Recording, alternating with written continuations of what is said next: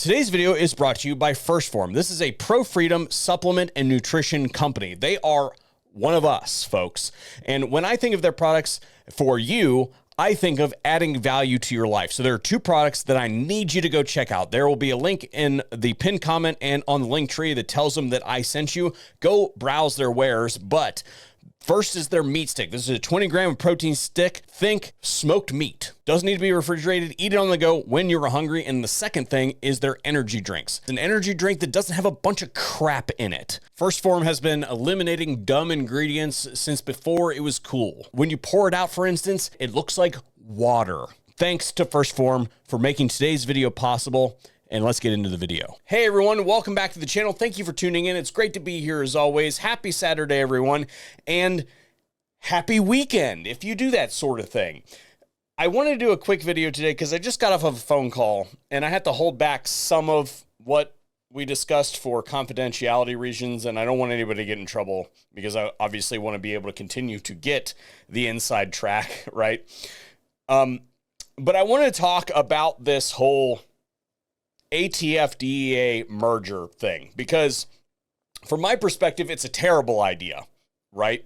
But I've seen some other perspectives on it that I'm willing to listen to, but basically, you know what? I'm just going to let past tense me say it. That your administration is planning to combine the DEA and the ATF. You are going to create a super agency with all of those powers combined. It is what's the evil dude from Captain Planet? I can't remember what his name is, but it is literally, I guess Captain Planet is actually the villain when you think about eco-terrorism. That's a discussion for another day. What I'm saying is combining probably two agencies that should flat out not exist at all into one super agency that has all the powers.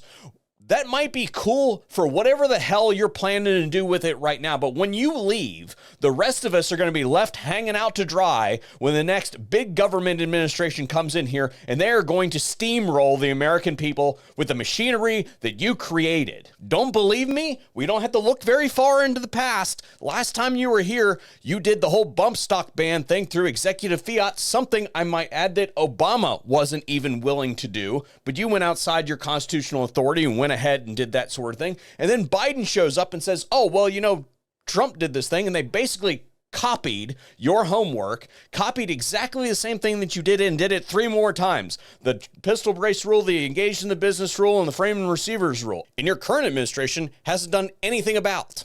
I have no idea what the hell you are thinking, but it is not American. Obviously, I'm in a little bit better mood today. But besides that, since this news has broken, one of the first people who broke it, by the way, a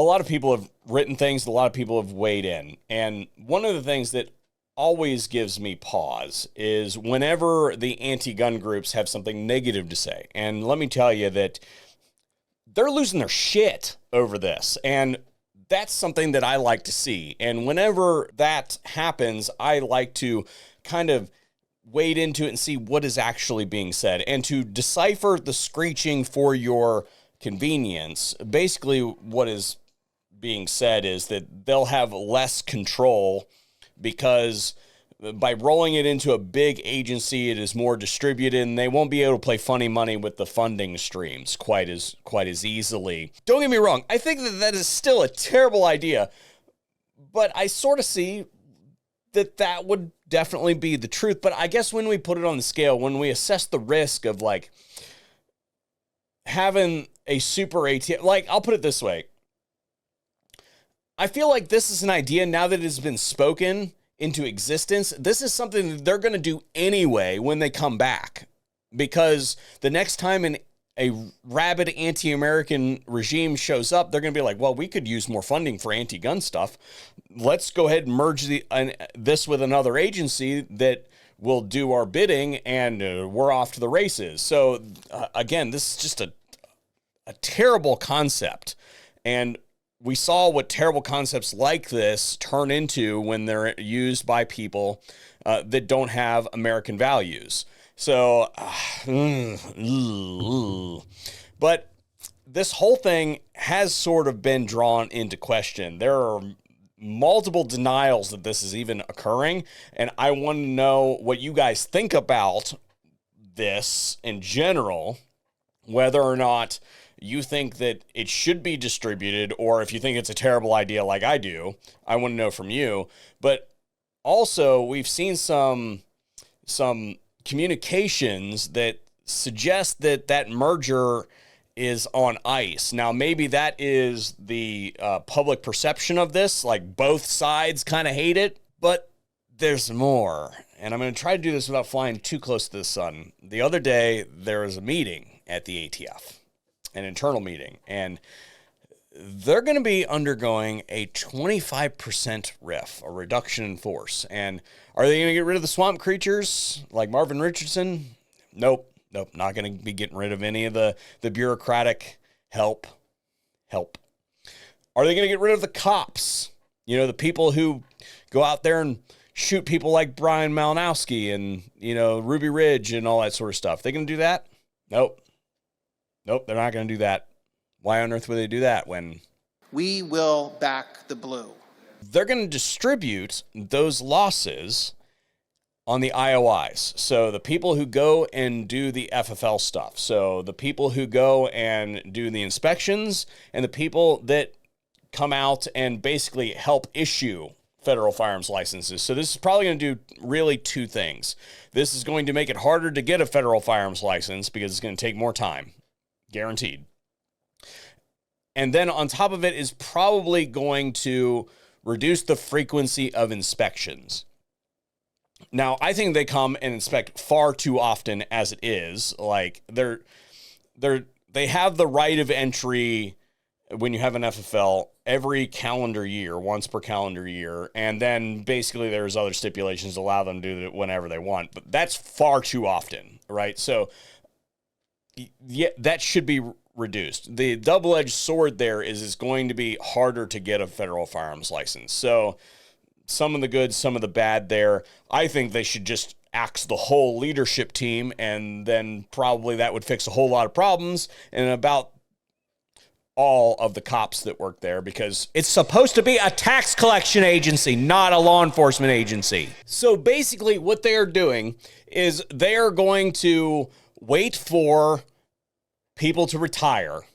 They're going to shift some people around to other agencies and then not fill those positions, basically, is what it's going to come down to. Not good enough. We don't actually need fewer inspectors. We don't actually need fewer people coming and doing FFL stuff. We don't need fewer people processing paperwork. We need fewer political activists at the agency. We need the whole thing to be gone and the underlying laws that they enforce to be gone. But in the interim, we don't need the general rank and file folks that are just there punching a clock and doing a job. We don't need fewer of them. We need fewer of people like this. About changing it, we had to do it through a regulatory process, not a statutory process, because we couldn't change the language of the statute, but we could redefine the terminology that's in the statute to make it fit today's standards. Here she is, taking photocopies of every page of my A&D book with all of my customer data on it with her personal cell phone. Okay, I guess that there are some IOIs that should be fired, but the vast majority of them probably not. You could get a lot more bang for your buck if you fired a whole bunch of people, not reassigned them, fired people like that instead of your, low-level investigator type person. Remember Drain the Swamp? This administration has their priorities all screwed up, and I just it's so disappointing. Let me know what you guys think in the comment section down below. Thanks for tuning in. Happy Saturday, everybody.